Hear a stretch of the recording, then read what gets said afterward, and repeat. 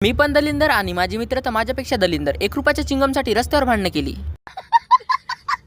तर नमस्कार मित्रांनो, मी तुमचा तेच समाधान ज्याचा व्हिडिओ आतापर्यंत एक पण व्हायरल झाला नाही. आशा आणि अपेक्षा मला बिलकुल राहिली नाही. जे व्हायचं ते होऊन जाईल. आता तुम्हा सर्वांना वाटत असेल की हे अशा गोष्टी काऊन करत आहे, तर रुको जरा, सबर करो, सबको पता चलेगा. लोकांची किस्मत चांगली असते पण माझी किस्मत एवढी चांगली असते म्हणून मला बिलकुल नव्हतं. माझे मित्र पुढे आणि मी त्याच्या मागे. आम्ही चाललो होतो आज आमच्या कॉलेजला. आम्ही गेलो लेक्चर अटेंड करायसाठी, पण लेक्चर आमच्या आधीच संपून गेले. आता कॉलेजवाल्याने टाइम दिला होता 7चा आणि आम्ही पोहोचलो 8ला. आमच्यासारखे जे भामटे पोट्टे होते, जे पहिली बार आले होते, ते बी आमच्यासारखे इकडे तिकडे फिरतच बसले. क्लासरूम सापडलाच नाही. आता इथं आमची एवढी मोठी इन्सल्ट झाली की कॉलेजवाल्याला म्हणलं tata bye bye see you, आता उद्या भेटू. तुम्ही जीवनात स्वतःच्या हिमतीवर काय काय घेतलं असेल? मी स्वतःच्या हिमतीवर केळं घेतले आणि माझ्या मित्राने स्वतःच्या हिमतीवर कवर घेतली. हा, ते गोष्ट वेगळी आहे की ते पैसे घरच्याचे होते. आता जीवनात काहीतरी सुख भोगास लागेल ना. मग आम्ही निघलो हॉस्टेलकडे. इथं पुण्यात किती बी ट्रॉफिक असू द्या हो, पण माझ्या एक्सच्या हृदयात याच्यापेक्षा जास्त ट्रॉफिक होती आणि तिच्या कॉम्पिटिशनला राहणं शक्य अशक्यच आहे.